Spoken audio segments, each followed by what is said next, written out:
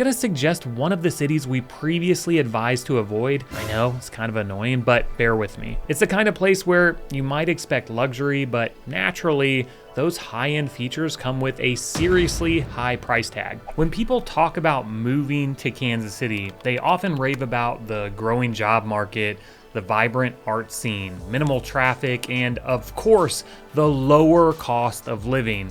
Well, and maybe some barbecue. But here's the catch. There are 5 suburbs you should absolutely avoid if you want the best bang for your buck. Now, many assume Kansas City is incredibly affordable based on the median sales price in Kansas City, Missouri. However, that price does not reflect the entire metro area. In fact, living in some of these suburbs can cost you several $100,000 more. Now, I'm making this video because I help many people move to KC from places like California, Texas, and Florida, most of which are expecting a great deal on a house, only to find out that the suburbs that they're interested in are vastly more expensive than what they thought. So let's dive in and be sure to stick around because at the end of this video, I'm gonna reveal some alternative places where your dollar will stretch much further. First on the list is Riverside, Missouri. This suburb has its own unique appeal, especially for those who value easy access to downtown Kansas City. However, real estate prices here can be surprisingly high. The median home price in Riverside over the past year is $485,000, which is quite steep for its size and amenities. Riverside is known for its convenient access to the city and its location within the coveted Parkville School District, but these perks can come at a premium. Another cool thing about Riverside is it's home to the KC Currents training facility, and it'll soon feature a 15,000 seat Live Nation open air amphitheater. So for a city of just over 4,000 people, it packs quite a punch. However, as Riverside continues to grow and develop, real estate prices have been on the rise, especially with the introduction of homes in the new Palisades community. This new construction subdivision has significantly impacted home prices, with homes starting in the 600s and ranging up to $2 million. The cost of living in Riverside is also higher than neighboring suburbs, with an overall cost of living score of 98.4 out of 100 on Best Places cost of living scale. So it's important to consider whether the benefits of living in Riverside outweigh the costs and if similar amenities can be found in other less expensive areas, which we will explore at the end of this video. Speaking of making informed decisions, welcome to my channel. I'm Kyle, and this is Moving to Kansas City, and my team and I are dedicated to helping people just like you buy, sell, relocate, and invest throughout Kansas City. So if you check any of those boxes, shoot us a call, a text, or an email anytime, and we'd love to assist you. Also, remember to hit that thumbs up button and subscribe to the channel so you never miss one of our videos. Next up, let's dive into Riverside's neighboring city, Parkville. This suburb is renowned for its charming downtown area, hiking trails at Parkville Nature Sanctuary, and scenic views along the Missouri River from English Landing Park. Yeah, they're magnificent. These amenities add to Parkville's allure, making it a desirable place to live. However, as the city continues to grow and attract more residents, home prices have been on the rise. Over the past year, the median sales price in Parkville has climbed to $550,000, reflecting a rise of over 10% year over year. The current median list price is even higher at $627,000. This upward trend in real estate prices is pushing the cost of living even higher. Parkville's appeal lies in its beautiful setting and vibrant community, but this comes at a premium. For those considering Parkville, it's important to assess whether the premium for its aesthetics and location aligns with your budget and lifestyle needs. While prices are rising, exploring neighboring suburbs that offer similar features without the hefty price tag might be worth your while. That being said, Parkville is indeed a special place. We've helped several families move there who absolutely love it. So even if you don't end up moving to Parkville, it's definitely worth a visit. Coming in at number 3 on the list in our first Kansas side city is none other than Overland Park. As one of the largest suburbs in the metro, Overland Park is known for its excellent schools, numerous parks, and vibrant business community. I recently helped a client relocate here, and from the first time we spoke, they wanted to find something in the coveted Blue Valley School District. According to niche.com, Blue Valley is the holy grail of school districts, ranked #1 in the entire state of Kansas. But here's the thing, OP is so big that it's covered by not one, not two, but 3 school districts. And those other 2 districts, they're not too shabby either.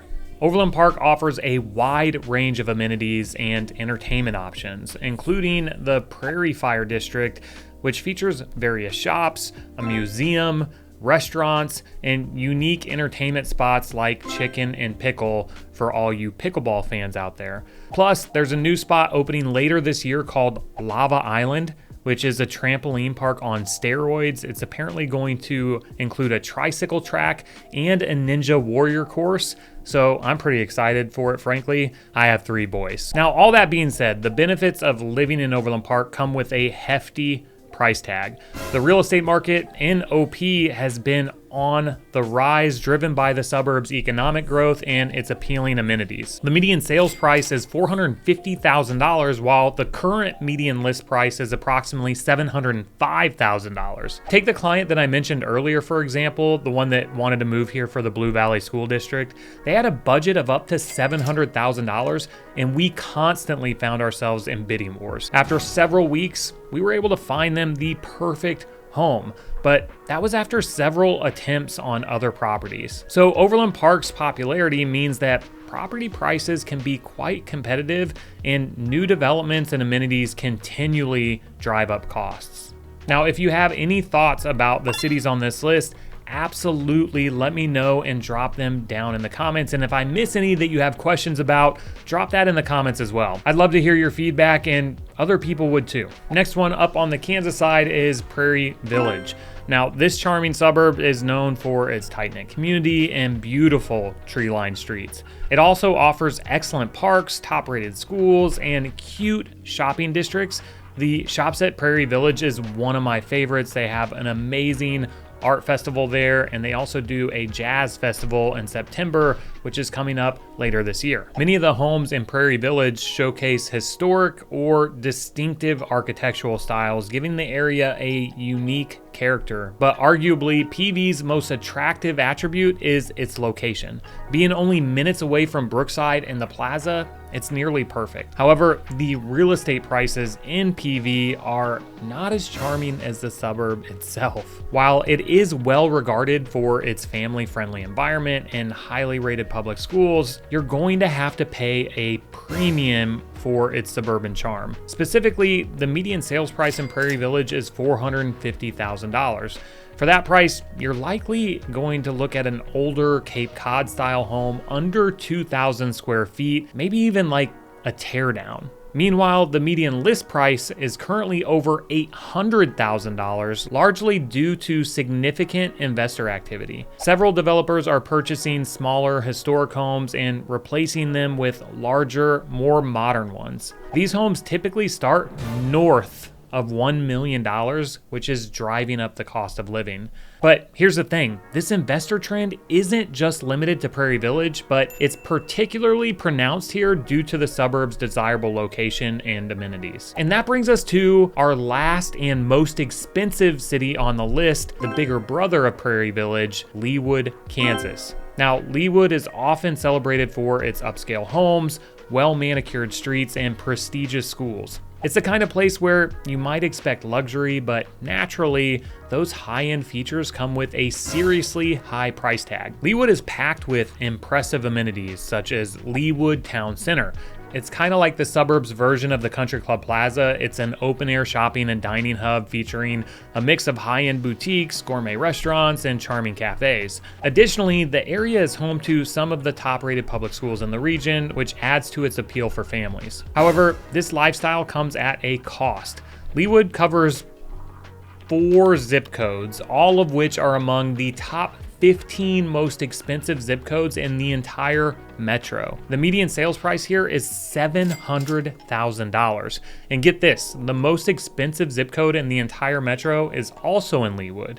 In zip code 66211, the average closing price is approaching $1 million at just over $925,000. The real estate market in Leawood is known for its exclusivity and high quality of life, which attracts significant investor interest. With an average age of 48 compared to Kansas City's 35, the population here tends to be older, and they're often looking to downsize or move into lower maintenance homes. Now, many of these properties have not been updated in years, making them prime targets for investors. They're buying these homes to flip or tear down and build newer, modern ones, driving up prices. This trend contributes to making Leawood the most expensive city in the Kansas City metro.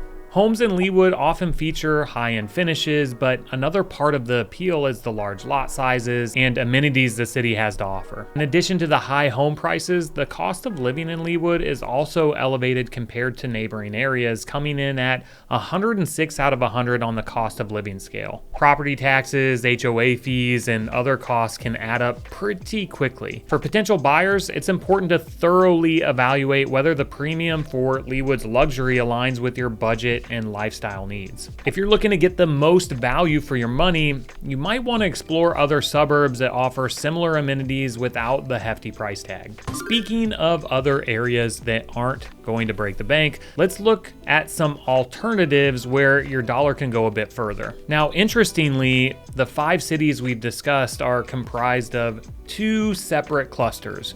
Riverside and Parkville are neighboring cities on the Missouri side. Meanwhile, Overland Park, Prairie Village, and Leawood are all sandwiched right next to each other over on the Kansas side and Johnson County. And given that these school districts are highly rated in these areas, it's no surprise that the home values are elevated compared to other parts of the city. But if you're looking for more affordable options, here are some places that you might want to consider. In the Northland, as an alternative to Parkville or Riverside, there are several options in Kansas City, Missouri within the Park Hill School District. They're also really close to downtown Parkville, Zona Rosa, and the airport, so the location is pretty killer. Over the past year, more than 500 homes have sold here with a median sales price of $325,000. Another option on the Missouri side that I really like is Liberty. Downtown Liberty Square is a great spot where they hold several local events throughout the year. The location is pretty great. You can reach downtown or the airport in about 20 minutes. In Liberty, nearly 400 homes have sold over the past year with a median sales price of also $325,000. As for the Kansas side, I'm going to suggest one of the cities we previously advised to avoid. I know it's kind of annoying, but bear with me. Overland Park is the second largest city in the entire metro, and the homes get more expensive the further south you go. So if you're set on living in OP, look north of 435. Sure, the homes here are a bit smaller, some of them need some updates, but the median sales price is only $300,000. Another one is Mission with a median price of $310,000 and Roland Park with a median of $317,000. Those are also great options if you're looking to get into Johnson County without breaking the bank. So there are some options if you're looking to stay in a certain price range, but what if you're in search for a comprehensive list of up and coming areas? Well, then you'll want to be sure to check out this next video here, and if you have any questions or want to share your thoughts, drop them down in the comments below, and we'll see you on the next video.